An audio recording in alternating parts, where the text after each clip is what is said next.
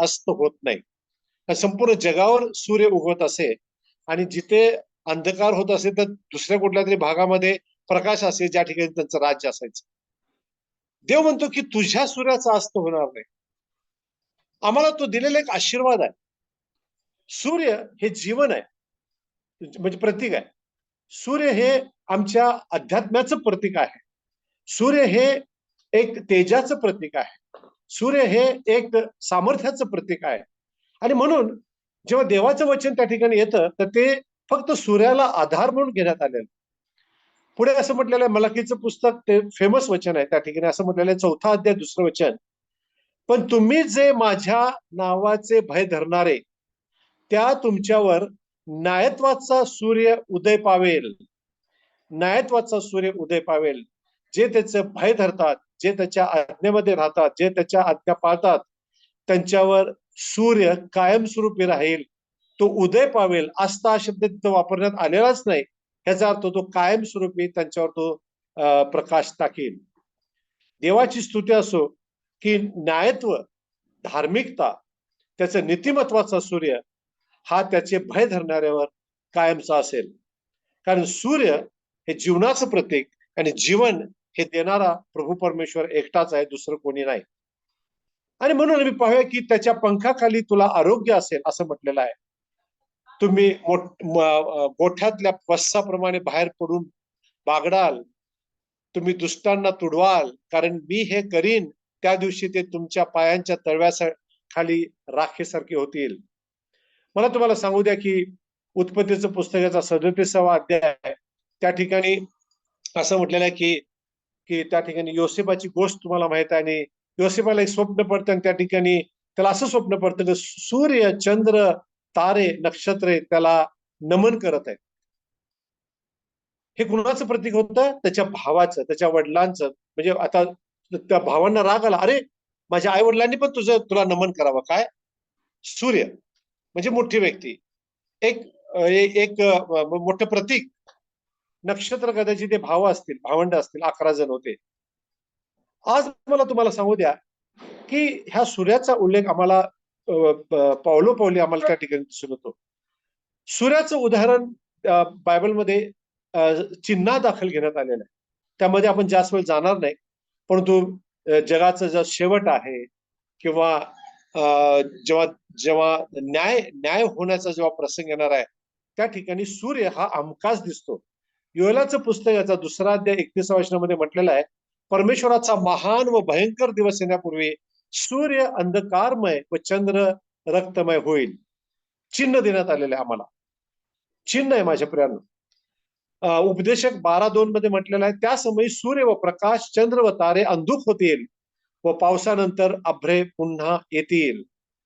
प्रकटीकरण 12वा अध्याय 1ल्या वचनामध्ये सूर्य पांघरलेली स्त्री आम्हाला दिसून येते.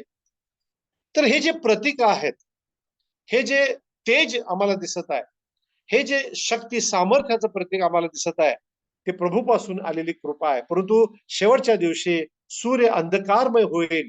याचा अर्थ देव आपली कृपा, देव आपलं वास्तव्य, देव आपलं उपस्थिती मानवापासून काढून घेणार आहे. आता या ठिकाणी आपण बघूया की परमेश्वर त्या ठिकाणी यशाच्या पुस्तकामध्ये 38वा अध्याय 7व्या वचनामध्ये तो त्या ठिकाणी हजार त्या त्या लोकांना एक हे देत आहे, काय सांगा, एक चिन्ह देत आहे. आहाजाच्या शंकू यंत्राच्या पायऱ्यावर सूर्याबरोबरच्या छाया 10 पायऱ्या उतरल्या आहे. म्हणजे देवानं त्या ठिकाणी एक चिन्ह दिलं. सूर्याची सावली, सूर्य माघारी फिरला, माघारी आणला. देवाचे हे सामर्थ्य आहे माझ्या प्राणो, की कारण त्यानेच सूर्य व चंद्र तयार केले आणि सूर्य चंद्र हे फक्त देवाचेच ऐकतात असं देवाचे वचन आम्हाला सांगतात. दुसरं कुणाचे ते ऐकत नाहीत, कारण निर्मिती देवाची आहे. आणि सूर्य हा देवाचा ऐकतो. सूर्य त्या ठिकाणी स्थिर राहिला. पहिलं असं उदाहरण आहे की त्या ठिकाणी आम्ही पाहतो की यहोशवानं प्रार्थना केली. यहोशवानं प्रार्थना केली, ती देवाने ऐकली आणि सूर्य स्थिर राहिला आणि इस्रायल लोकांना विजय प्राप्त झाला. पहिल्यांदा एका मानवाने केलेली प्रार्थना देवाने ऐकून सूर्याला स्थिर केलं. मग संपूर्ण सूर्यमंडल स्थिर झालं. असं होणं अशक्य आहे. परंतु देवाने ते घडवून आणलं. मानवाची प्रार्थना ऐकणारा प्रभू परमेश्वर आहे, चिन्ह देणारा प्रभू परमेश्वर आहे, जहाजाच्या शंकू यंत्रातील पायऱ्या माग सरकवणारा आणि पुन्हा त्या ठिकाणी आम्हाला आयुष्य आणि बरकत्ता आणि आरोग्य आणि सामर्थ्य आणि शक्ती आणि चिन्ह देणारा प्रभू परमेश्वर आहे. मला तुम्हाला सांगू द्या की शेवटच्या काळामध्ये तारे निखळून पडतील, सूर्य अंधकार मोडेल, हे चिन्ह देण्यात आलेले आहेत आम्हाला. आणि त्या ठिकाणी अजून एक सुंदरस एक चिन्ह आम्हाला त्या ठिकाणी मिळतं.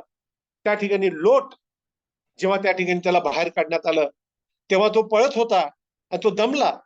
तो देवाकडे प्रार्थना करतो, देवा त्या देवदूतांना म्हणतो, अरे मला शक्ती नाही, मला त्या ठिकाणी सूर्योदय व्हायच्या आधी त्या ठिकाणी त्या शहरामध्ये मला पोहोचता येणार नाही, तर मला त्या शहरापर्यंत पोहोचण्यापर्यंत मला मला त्या वेळ द्या. आणि बायबल असं म्हणतं, लोट सोरात जाऊन पोचला तेव्हा पृथ्वीवर सूर्योदय झाला. हे फार महत्वाचं आहे माझ्या प्रियांनो, हे लक्षात ठेवा. तो पोचल्यानंतर सूर्योदय झाला. देवाने त्या ठिकाणी सूर्योदय होण्यासाठी तो थांबला, कारण त्याचा लेकरू पळत होतं, धावत होतं आणि त्या ठिकाणी त्या शहरामध्ये त्याला पोहोचण्याची गरज होती. देवाला हे ठाऊक होतं की त्याची शक्ती कमी आहे, कारण तो मानव आहे. तो पोचल्यानंतर सूर्योदय झाला. माझ्याबरोबर किती काळजी घेणारा प्रभू परमेश्वर आमचा आहे. अजूनपर्यंत सूर्य अंधकारमय झालेला नाही, सूर्य हा थांबलेला नाही, सूर्याने आपलं तेज कमी केलं नाही. ही त्यानं तुमच्यावर आणि माझ्यावर केलेली दया आणि करुणा नव्हे काय माझ्या प्राणो? दया आणि करुणा नव्हे काय माझ्या प्राणो? अनेक शास्त्रज्ञ अनेक गोष्टी बोलतात. त्या ठिकाणी पुन्हा काही जण असं म्हणतात की हिमयुग येण्याची शक्यता आहे. मला नाही माहित, शास्त्रज्ञ म्हणतात, कारण अंतर जास्त होत चाललंय, अंतर वाढत आहे, पृथ्वीमधलं आणि सूर्यामधलं अंतर वाढत आहे, वगैरे वगैरे वगैरे काय असेल ते.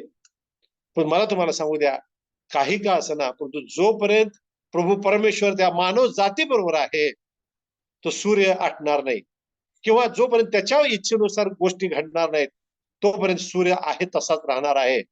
त्याच फक्त तो ऐकणार आहे, त्या देवाचं तो ऐकणार आहे माझ्या प्राणो.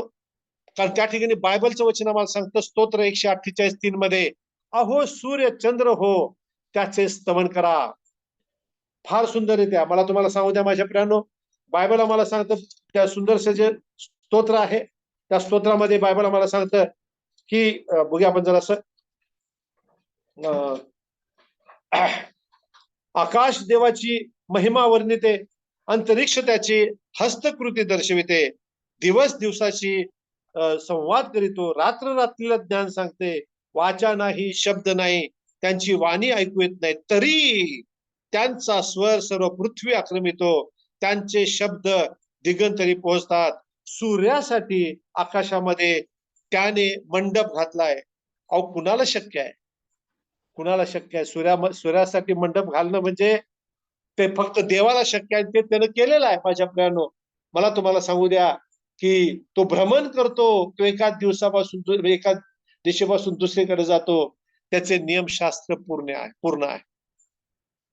सूर्य चंद्र, दिवस रात्र, पशु पक्षी, झाडे देवाची स्तुती आणि गौरव करत आहेत.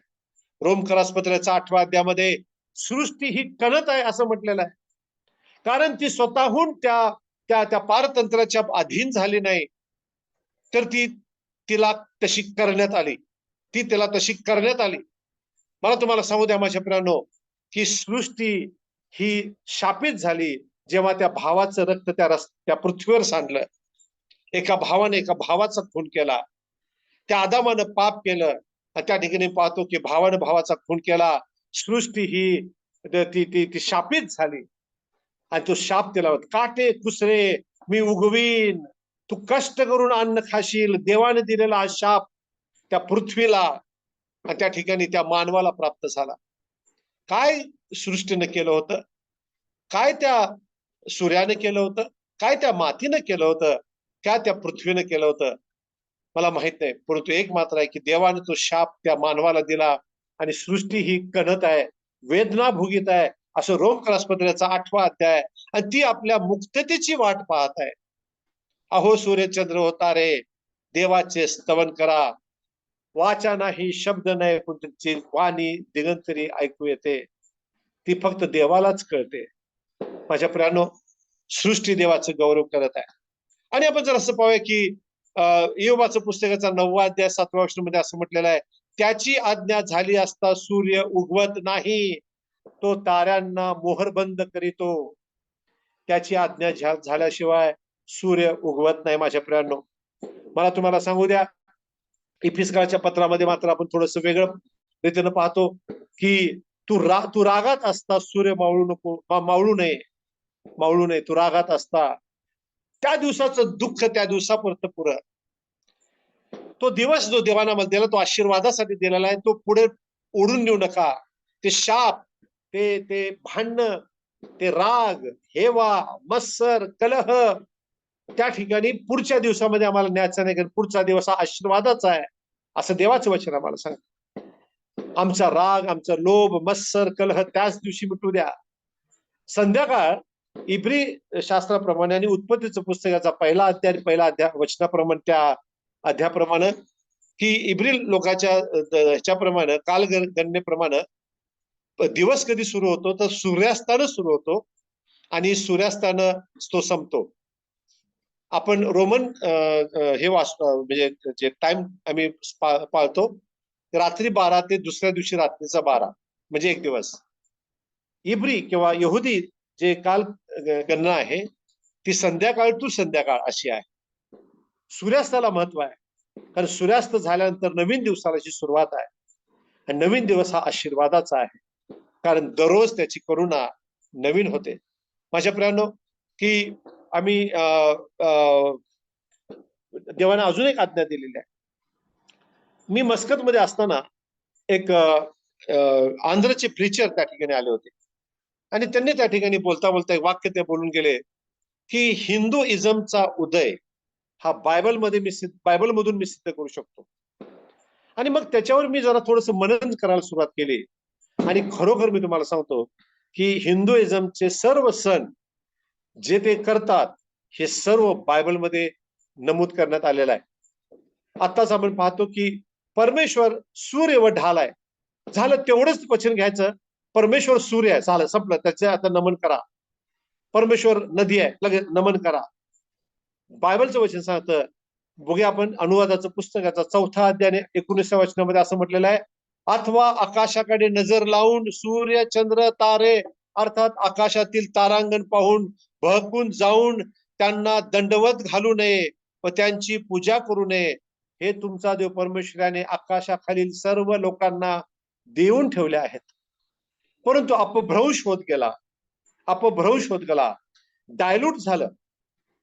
जे डायल्यूट होत गेलं, अपभ्रंश होत गेला, आणि लोकांनी देवाच्या निर्मितीचे, जे आपण रोमकराच्या पत्रामध्ये सुरुवातीला पाहतो, देवाने त्याच्या निर्मितीची म्हणजे प्रार्थना आणि त्याची स्तुती, म्हणजे त्याची पूजा करायला त्यांनी सुरुवात केलेली आपल्याला दिसून येते. देवाला ह्या सर्व गोष्टींचा राग आहे.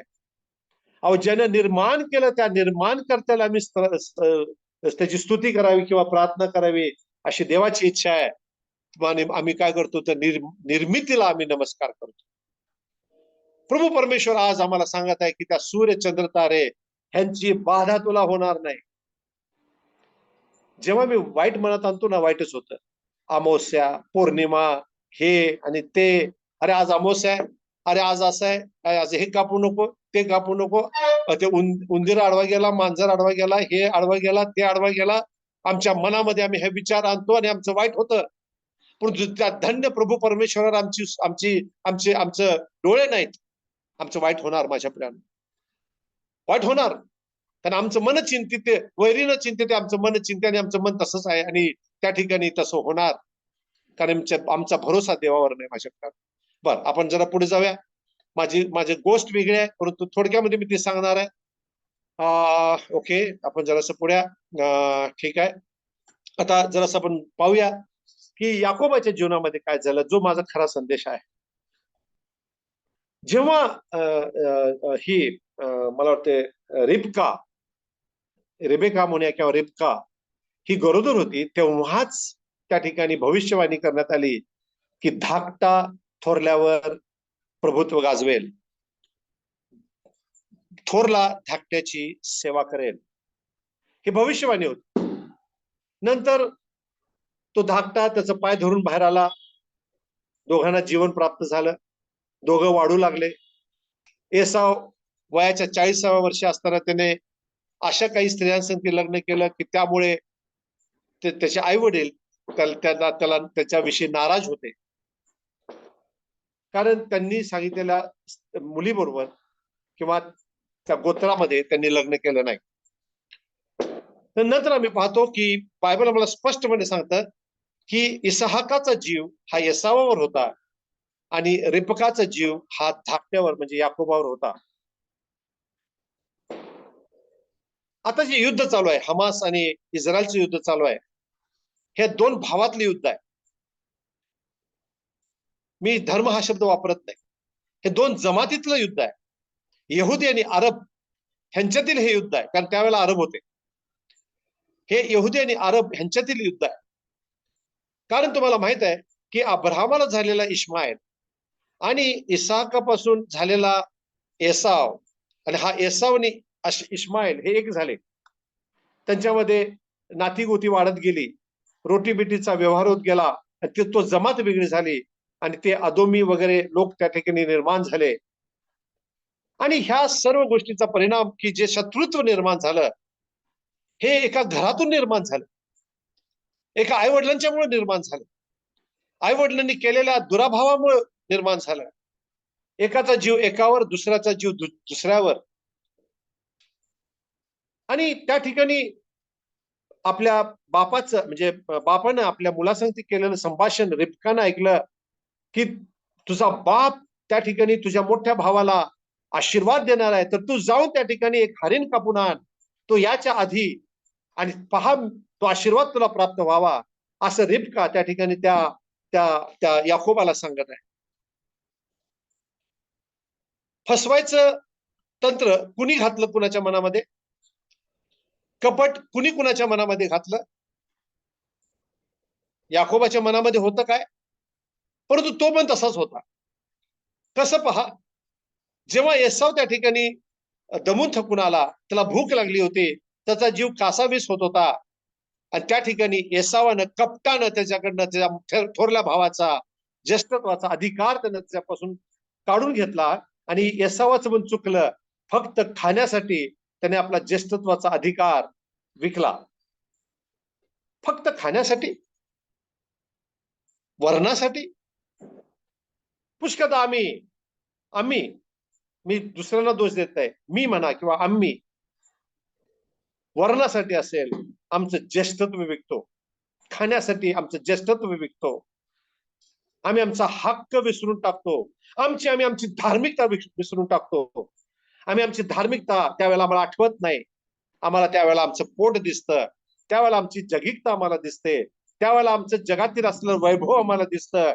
आणि म्हणून येशू ख्रिस्ताची जी परीक्षा झाली, त्या ठिकाणी त्याला त्या ठिकाणी तंबोऱ्यावर त्या मंदिराच्या वर नेण्यात आलं, आणि सैतानानं म्हटलं, पहा हे सर्व वैभव मी तुला देतो, माझ्या पाया पड. 40वा दिवस असेल, 38वा दिवस होता उपवासाचा, मला माहित नाही, परंतु बायबल मला स्पष्टपणे सांगतं की तो त्या अवस्थेमध्ये येशू ख्रिस्ताला म्हणतो, तू आपला देव परमेश्वराची परीक्षा पाहू नकोस, आणि तू त्याची परीक्षा पाहू नकोस. तर असं म्हटलेलं आहे की तू आपला देव परमेश्वर केवळ ह्याचेच म्हणजे स्तुती कर, केवळ त्यालाच तू नमन कर. सैतान त्याला म्हणजे सोडून निघून गेलेला आहे, आणि देवदूतांनी येऊन त्याची सेवा केलेली आपल्याला दिसून येते. फक्त थोड्या वेळापुरतं हा झालेला फरक आम्हाला दिसतो. येशू ख्रिस्तानं त्या अवस्थेमध्ये 40 दिवस 40 उपासाच्या अवस्थेमध्ये सैतानाला धुक्कारून लावलं, सैतानाचा पराजय केला. आम्ही आमच्या सुखासाठी आम्ही स्वतःला त्या ठिकाणी नाकारलेलं आहे काय? आज आम्ही जरा ते पाहणार आहोत माझ्याकडे. आज मला वाटतं की जरा थोडस जास्त वेळ, थोडस 5-10 मिनिटं होतील, मला क्षमा करा. 8:45 वाजत आलेत, 8:40 झालेत, अजून वेळ आहे पुष्कळ. देवाची स्तुती असो. ह्या ठिकाणी मी जरासं पाहूया की हा याकोब, नंतर आम्ही पाहतो की जेव्हा एसावाला कळून चुकलं की जो आशीर्वाद आहे तो ह्याला मिळालेला आहे. कुणाला मिळालेला आहे? याकोबाला मिळालेला आहे. नंतर तो आला हरिणाचं ते मांस घेऊन आला, चांगलं जेवण त्यानं तयार केलं, आपल्या बापाकडे तो गेला. अरे तू कोण? बाबा मी असा. अरे मग आताच जाऊन गेला तो कोण? त्याला कळून चुकलं की हा याकोब आहे, आणि याकोब हा त्यानं फसवलेला आहे. त्यानं दुसऱ्यांचा हक्क चिनून घेणारा याकोबाचा याकोबाचा जे जे जे वचन आहे, किंवा जे त्याचं काय म्हणतात त्याला, त्याचा जो अर्थ आहे, युक्तीने हिरावून घेणार. याकोब या शब्दाचा अर्थ युक्तीने हिरावून घेणारा, आणि त्याचा दुसरा एक अर्थ आहे फसवणारा. अरे माझ्या भावानं, माझ्या धाकट्या भावानं माझा आशीर्वाद काढून घेतला, त्यानं वैर धरलं. लक्षात असू द्या, त्यानं वैर धरलं, आपल्या सख्या भावाविरुद्ध त्यानं वैर धरलं. आणि जेव्हा ही गोष्ट रिबकाच्या कानी गेली, तेव्हा रिबकानं त्याची रवानगी, म्हणजे याकोबाची रवानगी आपल्या भावाकडे केली, आणि त्याला सांगितलं तू तिथंच जाऊन राहा, त्याचीच मुलगी कर, त्याच्या संगतीच राहा, आपल्यापैकीच मुलींसंगती लग्न कर, कनानी कुठल्या मुलींसंगती लग्न करू नको, वगैरे वगैरे. आणि त्याची रवानगी त्याने त्या ठिकाणी त्या लाबानाकडे केली. मला तुम्हाला सांगू द्या माझ्या प्रियांनो, की सुरुवात झालेली आहे, एक ग्रह युद्धाला सुरुवात झालेली आहे. आम्ही हिंदुस्थानमध्ये राहतो, भारतामध्ये राहतो, महाभारत आम्हाला माहित आहे. मी हा शब्द तिथे वापरत नाही, परंतु जे खरं ग्रहयुद्ध आहे, बायबल मधलं जे खरं ग्रहयुद्ध आहे, त्याची सुरुवात त्या ठिकाणी झालेली आपल्याला दिसून येते. आणि नंतर आम्ही पाहतो की हा याकोब त्या ठिकाणी आपल्या सासऱ्याच्या घरी गेला. तुम्हाला सर्वांना ह्या गोष्टी माहित आहेत, संडे स्कूल पासून आपण त्या ऐकत आहोत. आणि त्या ठिकाणी तो राहिला. मग सासरा त्याच्यापेक्षा चतुर. शास्त्रात तो सासरा जो होता ना, तो फसवणाराचा बाप, त्याने बरोबर ह्याला फसवलं. आम्ही जेव्हा इतरांना फसवतो ना, तेव्हा आम्हालाही त्या ठिकाणी कुणीतरी फसवणार आहे. ह्याच जगामध्ये, ह्याच इथेच, बाहेर जायची गरज नाही, इथेच कुणीतरी आम्हाला टांग मारतो. त्या सासऱ्याने त्याला फसवला. ज्याच्यावर त्याची प्रीती होती त्या मुलीला न देता दुसरीला दिला, आणि पुन्हा त्याला 7 वर्ष पुन्हा त्या ठिकाणी, म्हणजे 14 वर्ष त्या ठिकाणी तो राहिला. म्हणजे दोन खऱ्या मुली, म्हणजे ज्याच्यावर त्याची प्रीती होती त्या मुलीसाठी तो राहिला. नंतर त्यानं अजून 6 वर्ष काढली. आणि ह्या सर्व प्रवासामध्ये आम्ही पाहतो की देवाने त्याला आशीर्वाद केला. परंतु सासऱ्याकडे जात असताना एक घटना घडलेली आहे, आणि ती घटना आपल्याला अशी दिसते. उत्पत्तीचं पुस्तकाचा 28वा अध्याय आणि 11 वचनामध्ये, उत्पत्तीचं पुस्तकाचा 28वा अध्याय आणि 11 वचनामध्ये आपल्याला असं दिसतं, 28:11 मध्ये आपल्याला असं दिसतं की त्या ठिकाणी तुम्हाला हे पण तुम्हाला चांगल्या रीतीने माहित आहे ती गोष्ट. मग इसाकाने याकोबाला बोलवून आशीर्वाद दिला, आणि त्या ठिकाणी मी पाहतो की इकडे, म्हणजे 10वा अध्याय 28वा अध्याय उत्पत्ती 28:10 मध्ये, इकडे याकोब बैरशेबाहून हरानास जावयास निघाला. तो एके ठिकाणी पोचला असता सूर्य मावळला, म्हणून तेथे रात्र घालवावी या विचाराने त्यातला एक धोंडा उशाशी घेऊन तो त्या ठिकाणी निजला. हा, देवाची स्तुती असो. मला तुम्हाला सांगू द्या की तो त्या ठिकाणी निजला. बायबल आम्हाला सांगतं तो एके ठिकाणी पोचला असता सूर्य मावळला. देवाचं तेज कमी झालं, देवाचे आशीर्वाद कमी झाले, देवाने त्या ठिकाणी जे त्याचं धार्मिकता ही कमी झाली, कारण तो फसवणारा होता, तो इतरांचे हक्क छिनून घेणारा होता. त्याचं नाव होतं युक्तीने हिरावून घेणारा. असा तो नावाप्रमाणे त्याचं नाव समर्पक होतं, तसाच तो वागत होता. परंतु सूर्य मावळला त्याच्यावरचा. माझ्या प्रियांनो, देवाने आम्हाला आशीर्वादित केलेला. याकोब हा आशीर्वादित होता हे तुम्ही विसरू नका. तर त्या रात्री त्याला एक स्वप्न पडलं. त्या रात्री प्रभू परमेश्वर त्याच्या संगती बोललेला आहे. त्याच्या बापा संगती इसाका संगती देव बोललेला आहे. त्याच्या आजोबा संगती अब्राहमा संगती देव बोललेला आहे की तुझ्यापासून मी राष्ट्र निर्माण करेन. पहा, आकाशातील तारे तुला मोजता येतात का? मोजता येत असतील तर मोज. परंतु असंख्य, म्हणजे वाळूच्या रजा एवढी, कणा एवढी तुझी प्रजा होईल, तुझ्यापासून राष्ट्र निर्माण होतील.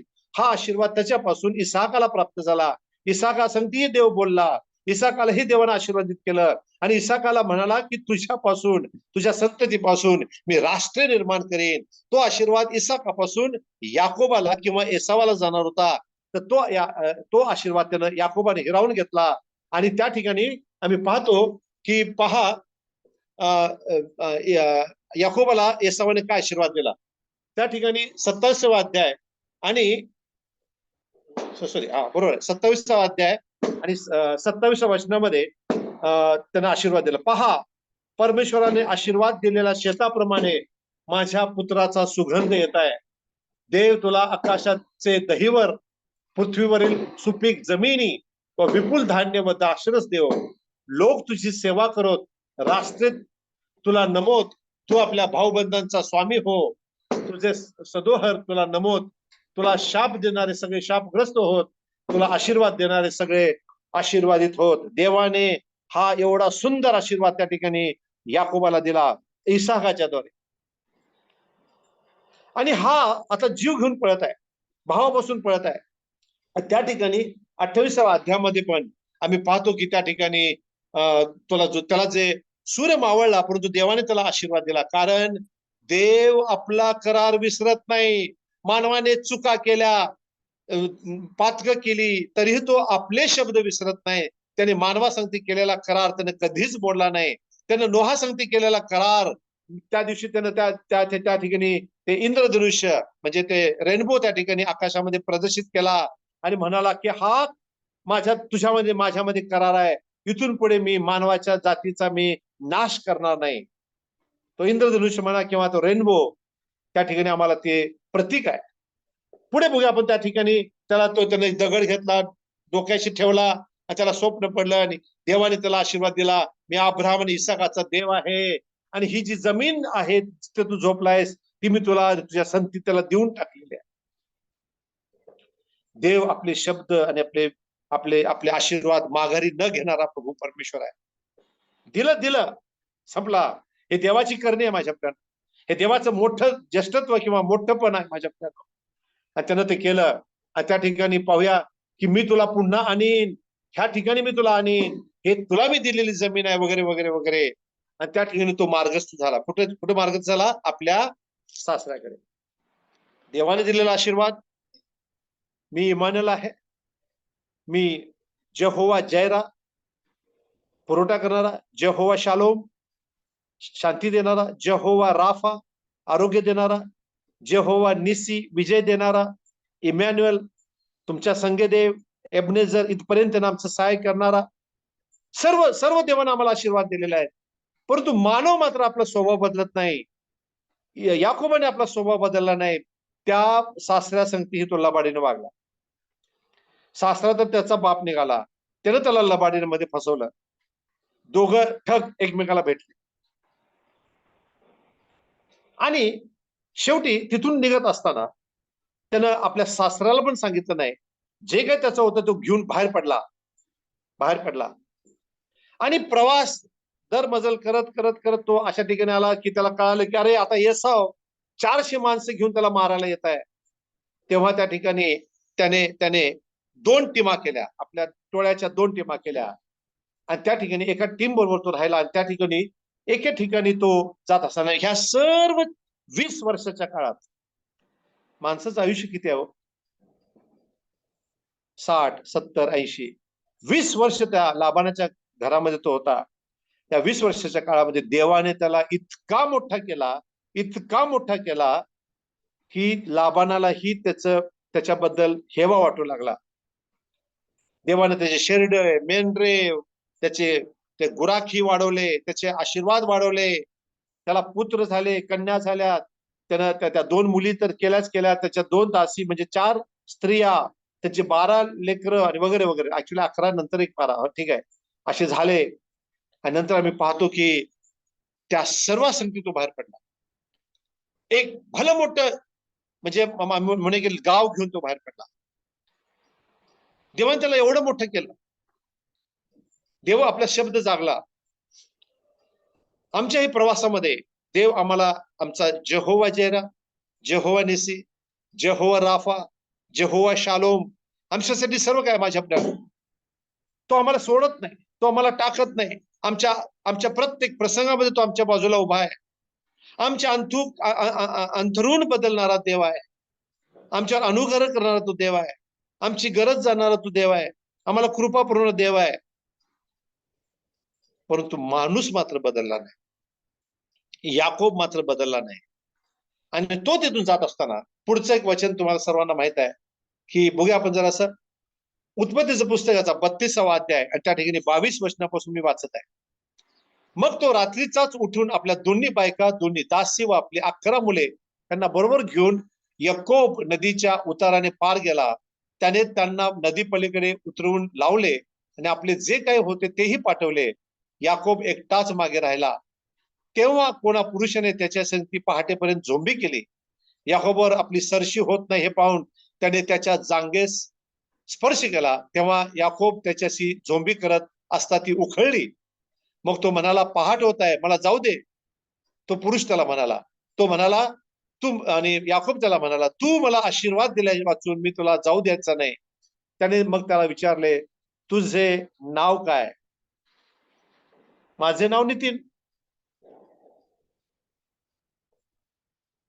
त्या ठिकाणी प्रभू परमेश्वर त्याला विचारत आहे, तुझे नाव काय? तो म्हणतो, माझं नाव याकोब आहे. माझं नाव आहे युक्तीने हिरावून घेणारा. माझे नाव आहे फसवणारा.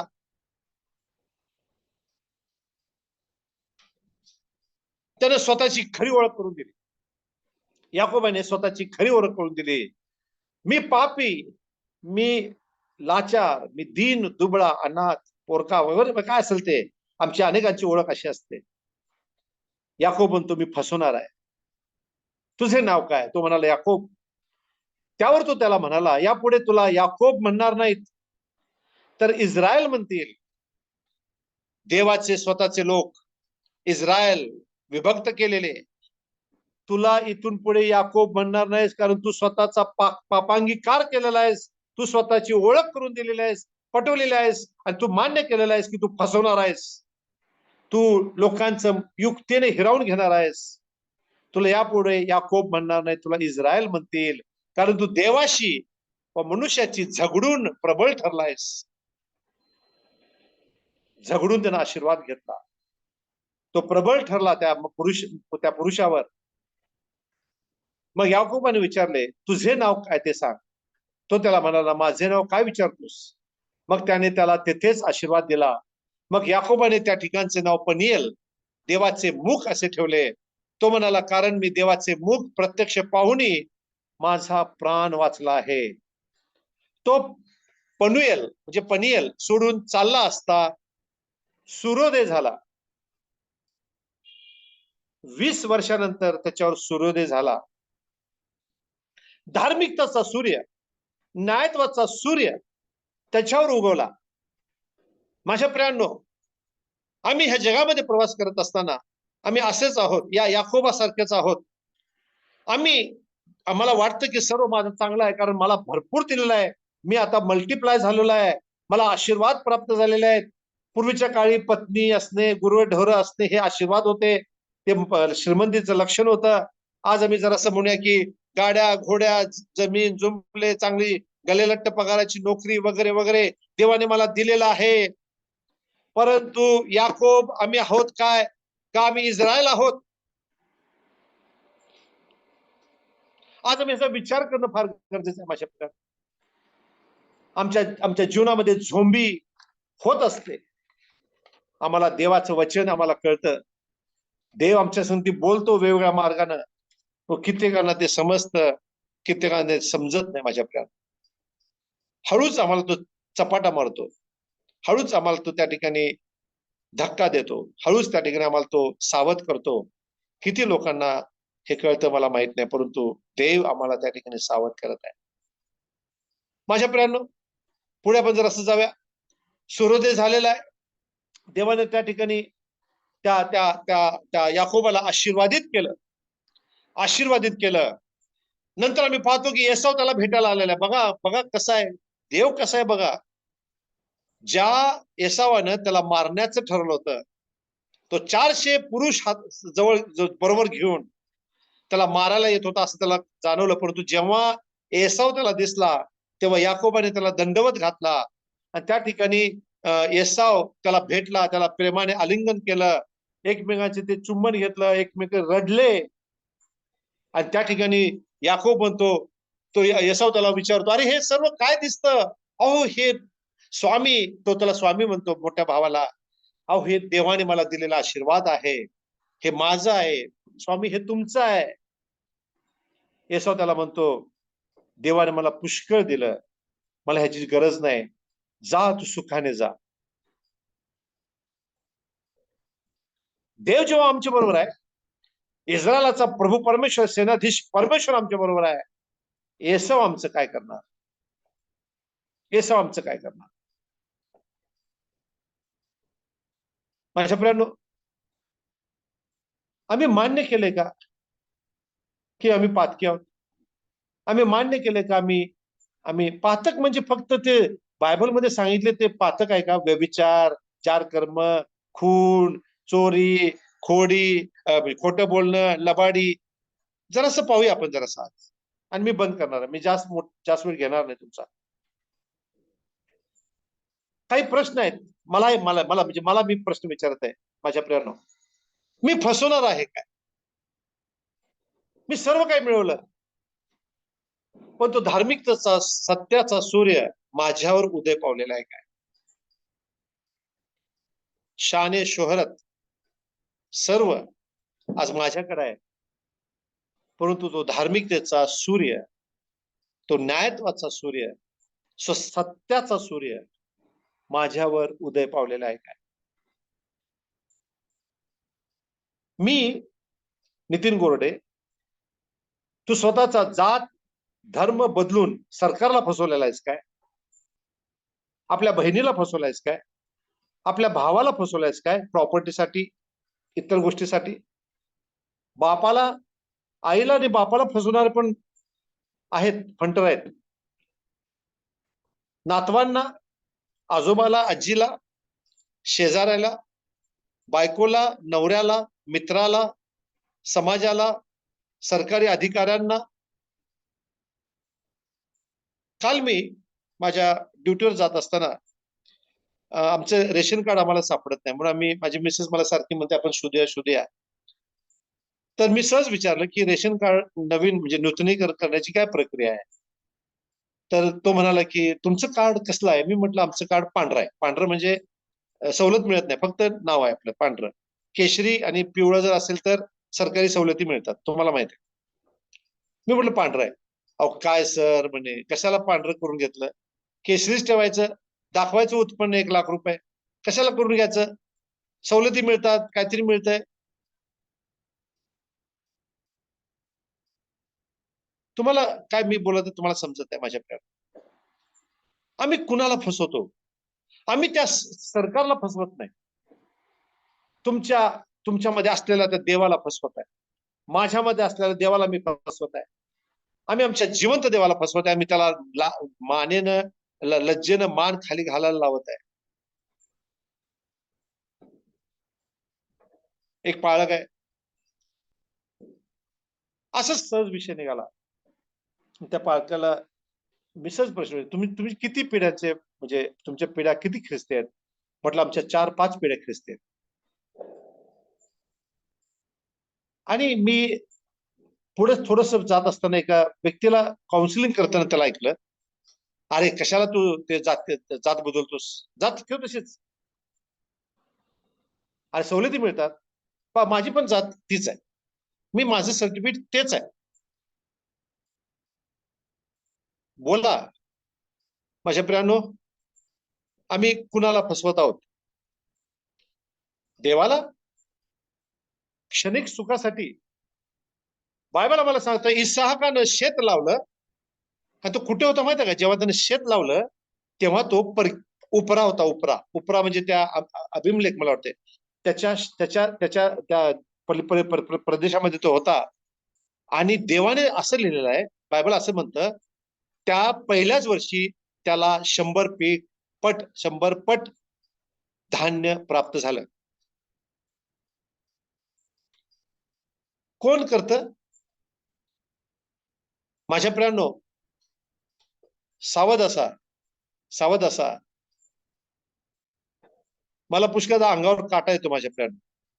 कारण बायबल आम्हाला असं सांगतं की न्याय न्याय न्यायाची सुरुवात ही मंदिरापासून सुरू होणार आहे.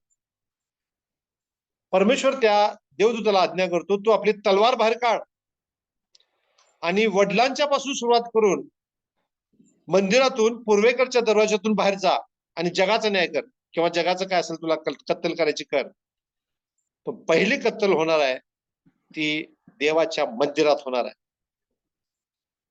पालकापासून, वडिलांच्या पासून, देवाच्या स्वतःच्या लोकांच्या पासून, मग ती तलवार ही बाहेरच्या लोकांच्याकडे जाणार आहे. बघा पुढे आपण जर असं आम्ही आशा साथ घेऊन त्याच्यासाठी आम्ही सवलतीसाठी आम्ही खोटे बोलत आहोत काय? दाखले खोटे दाखले देत आहोत काय?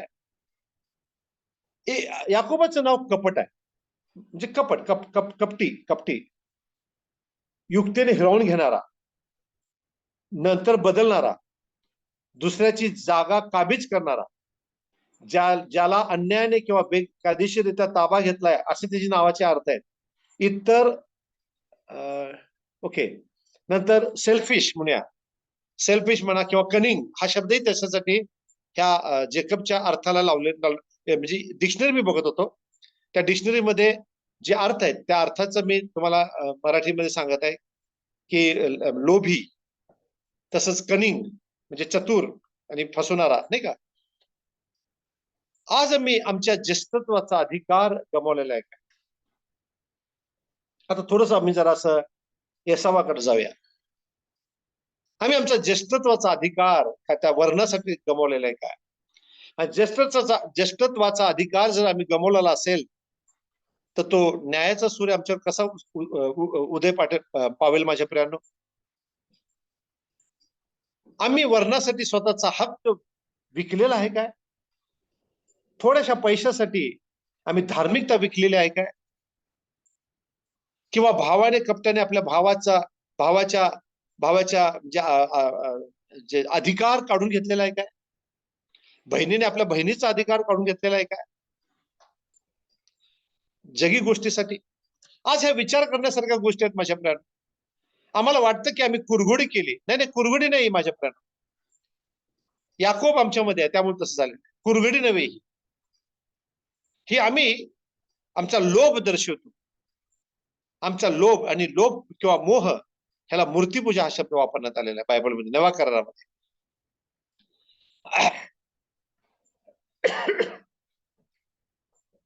आज आमच्यामध्ये अशा आया किंवा आमच्या असे काही लोक आहेत का की जे ह्या गोष्टीला खत पाणी घालतात? भावाभावामध्ये, बहिणी बहिणीमध्ये, आई वडिलांच्या मध्ये आणि मुलांच्या मध्ये वैर निर्माण व्हावं आणि ते वैर कायम चालावं. आज अनेक भावांसाठी बोलत नाही. आज अनेक परिवार हे दुभंगलेले आहेत, प्रॉपर्टी, भांडणं ह्याच्यामध्ये गुंतून पडलेले आहेत. आई वडील व्यवस्थित वाटणी करत नाहीत, आई वडील पार्शलिटी करतात, मुलंही त्या ठिकाणी काहीतरी कुरघोड्या करायचा प्रयत्न करतात. माझ्या प्रियांनो, हे काय दर्शवत आहे? का समाज दुभंगलेला आहे? का लोक दुभंगलेले आहेत? का कुटुंब दुभंगत चाललेलं आहे? का मन दुभंगलेली आहेत? आम्ही असे आहोत काय? जर आम्ही तसे आहोत तर आमच्यावरचा सूर्य मावळलेला आहे. आम्हाला धनसंपत्ती आहे, ऐश्वर्य आहे, सर्व आहे, परंतु आमच्यावरचा सूर्य, न्यायत्वाचा सूर्य मावळलेला आहे. सर्व काय आमच्या जवळ आहे, धनसंपत्ती आहे, मालमत्ता आहे, पोझिशन आहे, नोकऱ्या आहे, परंतु आमच्यावरचा धार्मिकतेचा सूर्य, न्यायत्वाचा सूर्य हा मावळलेला आहे माझ्या प्रियांनो. आम्हाला आशीर्वाद दिसतो खरा, पण धार्मिक त्याचा सूर्य, जो न्यायत्वाचा सूर्य आम्हावर कधी उदय पावेल?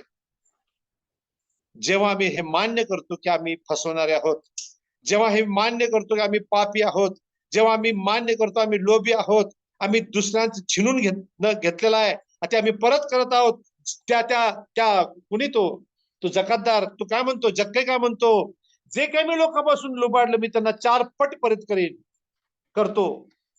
देव त्याला काय म्हणतो माहितीये का? आज या घराण्याला तारण प्राप्त झालेलं आहे. आज या घराण्याला तारण प्राप्त झालेलं आहे.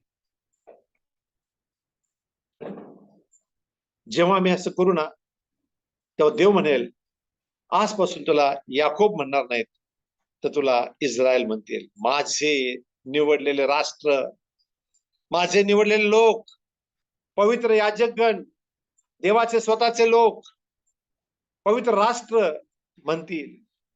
आणि देवाने त्याला व त्याच्या वंशाला आशीर्वादित केलेला आहे. आज आम्ही स्वतःचं परीक्षण करूया माझ्या प्राण. आज आम्ही स्वतःचं परीक्षण, अंतःकरणाचं परीक्षण करूया माझ्या प्राण.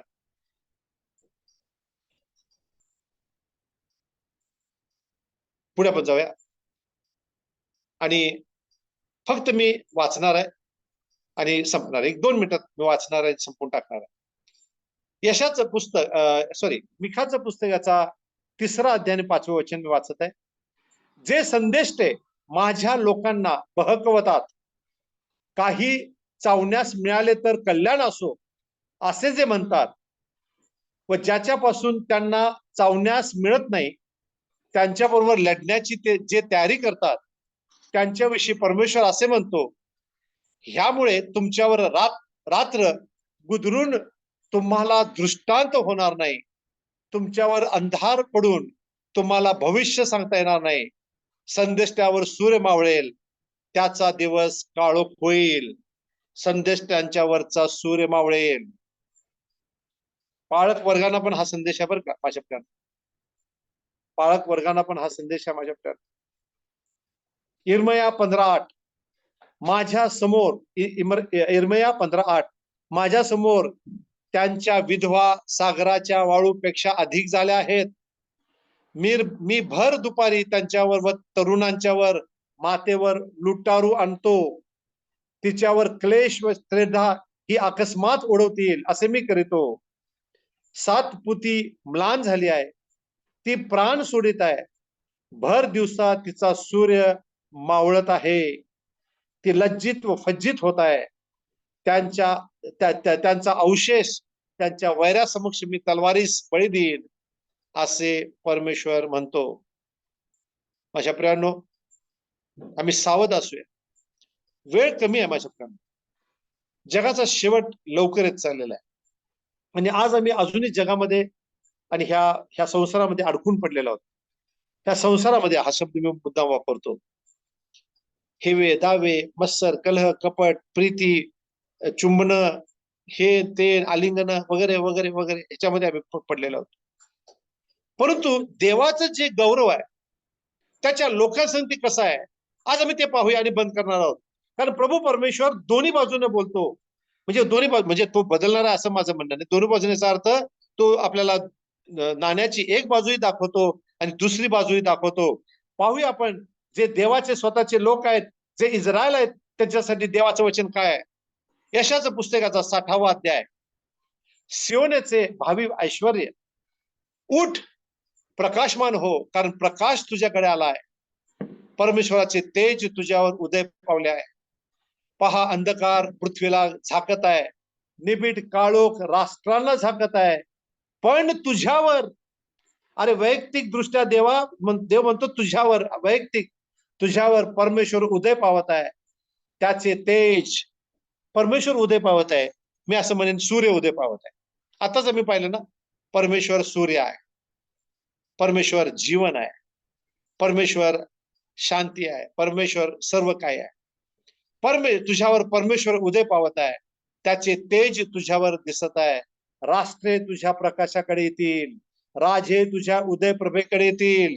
तू आपले डोळे वर करून चोहोकडे पहा, ते सर्व एकत्र होत आहेत, तुझ्याकडे ते येत आहेत. तुझे पुत्र दुरून येत आहेत, तुझ्या कन्यांना कडेवर बसवून आणत आहेत.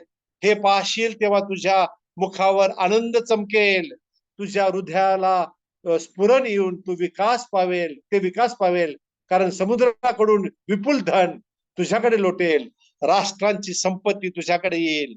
उंटांच्या झुंडी, मिद्यान व एफ्रा येथील तरुण उंट तुला व्यापून टाकतील. लोक सोने व ऊद घेऊन शबा येथून येतील. परमेश्वराचा आनंदाने गुणानुवाद करतील. केदारचे सर्व कळप तुझ्याजवळ एकत्र होत आहेत. नबायोतचे येडके तुझ्या कामी येतील, ते मला पसंत पडून माझ्या वेदीवर चढतील आणि मी आपल्या सुंदर मंदिराची शोभा वाढवीन. जे मेघाप्रमाणे धावत आहेत, ते मेघाप्रमाणे धावत आहेत, कबुतरे आपल्या घरकुंड्याकडून उडून जातात, तसे जे उडत आहेत ते कोण? खरेच द्वीपे माझी वाट पाहत आहेत. तुझा देव परमेश्वर ह्याच्या नामासाठी, इस्रायलाच्या पवित्र प्रभूसाठी तार्शिशची गलबते तुझ्या पुत्रांना त्यांच्या सोन्या रुपया सहित दुरून घेऊन प्रथम येत आहेत, कारण परमेश्वराने तुला वैभवयुक्त केले आहे. परदेशी लोक तुझे कोट बांधित आहेत, त्यांची राजे तुझी सेवा करीत आहेत, कारण मी क्रोधाविष्ट होऊन तुला ताडण केले तरी आता मी प्रसन्न होऊन तुझ्यावर दया केली आहे.